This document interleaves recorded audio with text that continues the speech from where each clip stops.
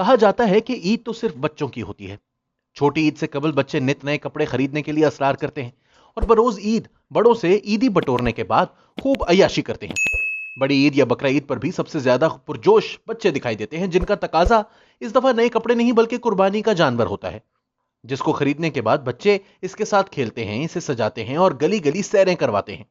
تاہم عید کے روز جب ان کے سامنے ان کا لاڈلا جانور قربان ہوتا ہے تو قربانی کا سب سے زیادہ احسان ان بچوں کو ہوتا ہے جو اپنے پیارے جانوروں کو ذبح ہوتے دیکھتے ہوئے روتے ہیں. ہم سب کا بچپن بھی یقیناً ایسے ہی گزرا ہے، مگر فرق یہ ہے کہ قربانی کے اس جذبے کی بجائے ہمارے اندر اس تہوار نے ایک ایسا احساس محرومی پیدا کر دیا کہ جس سال قربانی کا جانور لینے کی استطاعت نہ ہوتی تو ہمیں اپنے غریب ہونے پر نہ صرف افسوس ہوتا بلکہ ملامت اور شرمندگی کے احساسات بھی جنم لیتے کہ ہمارے عزیزوں و اقارب، دوست، کلاس فیلوز اور محلے والے کیا سوچیں گے کہ ان لوگوں نے قربانی کیوں نہیں کی.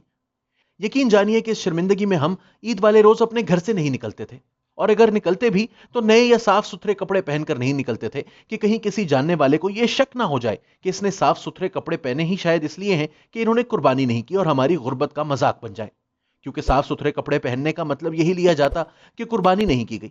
وگرنہ ایسے اجلے کپڑے پہن کر قربانی تو نہیں کی جا سکتی. ہمارے ملک میں کئی گھرانے جن پر قربانی فرض تک نہیں، صرف اس لیے قربانی کرتے ہیں کہ ان کے بچوں میں یہ احساس محرومی پیدا نہ ہو. دوسری جانب کچھ ایسے سفید پوش گھرانے بھی ہیں جنہیں لگتا ہے کہ عید کے دن جب سب کے گھر میں گوشت پکتا ہے، ان کے گھر گوشت نہیں پکے گا تو ان کے بچے سوال کریں گے. یقیناً ایسے گھرانوں میں آج تک ایسا ہوتا ہے کہ جہاں سب لوگ قربانی کے جانور کی تصاویر، قربانی کرتے دوران کی سیلفیاں اور بعد ازاں باربیکیو اور نت نئی ڈشز کی تصاویر اپنے سوشل میڈیا پر پوسٹ کرتے ہیں تو کئی سفید پوش گھرانے انہیں دیکھ کر رشک کرتے ہیں اور اپنی غربت یا بدقسمتی پر دل ہی دل میں آنسو بہا رہے ہوتے ہیں. لاکھوں روپے کے جانوروں کی قربانی کی بجائے انسانیت اور عام انسانوں کی فلاح و بہبود پر رقم خرچ کرنے کی منطق ایک مختلف موضوع ہے،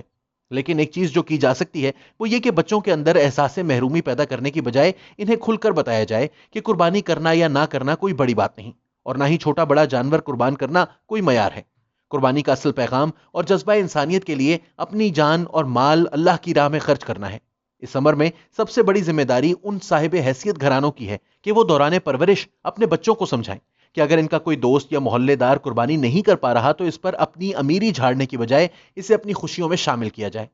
عید کا مفہوم اور مقصد تمام انسانوں کو بلا تفریق خوشیاں مہیا کرنا ہے، مگر ان روایات میں بھی طبقاتی تقسیم پیدا کر کے اس کے حقیقی معنوں اور مفہوم کو یکسر تبدیل کر دیا گیا ہے.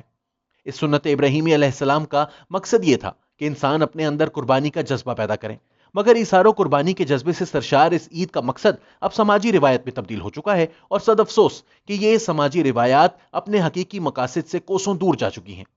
مہنگائی اور زندگی کی خود غرضانہ روایات نے سماج کے پسے ہوئے اور غریب طبقات سے تمام تر خوشیوں کو دور کر دیا ہے.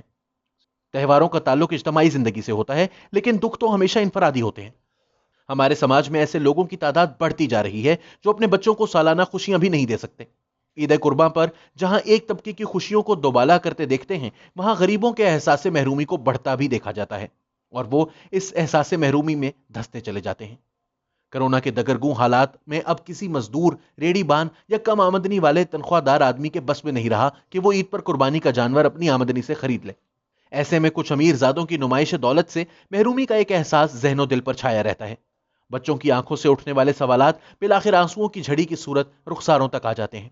اپنے اپنے جانوروں کی رسی ہاتھ میں تھامے گلیوں سے چھن چھن کرتے گزرتے لوگ اتنا جانتے ہی نہیں کہ تہوار خوشی اور مسرت کے بغیر کیسے گزارے جاتے ہیں. ایسے میں ہمیں ان تہواروں کی خوشیوں کو دوبارہ ان کی اصل حالت میں واپس لانا ہوگا اور ایک ایسا معاشرہ تشکیل دینا ہوگا جہاں تہوار کسی ایک طبقے کی خوشیوں سے نتھی نہ ہو بلکہ وہ سماج میں اجتماعی خوشیاں تقسیم کریں. اس مقصد کے حصول کے لیے ہمیں اپنے ملک میں ہنزا جیسے علاقے میں قربانی کی روایت سیکھنے کی ضرورت ہے، جہاں ایک مدت سے لوگ اپنی قربانی کے جانور ایک مقام پر جمع کر لیتے ہیں اور ان کو ایک ہی مقام پر ذبح کیا جاتا ہے. پھر قربانی کے تمام جانوروں کا گوشت بنا کر گاؤں میں موجود تمام گھرانوں میں برابر تقسیم کر دیا جاتا ہے. اس وادی کے ہر گھرانے کو ایک مقدار اور ایک جیسا گوشت ملتا ہے. کسی کو پتہ بھی نہیں چلتا کہ کس نے کتنی بڑی قربانی کی ہے اور کون شخص قربانی نہیں کر سکا.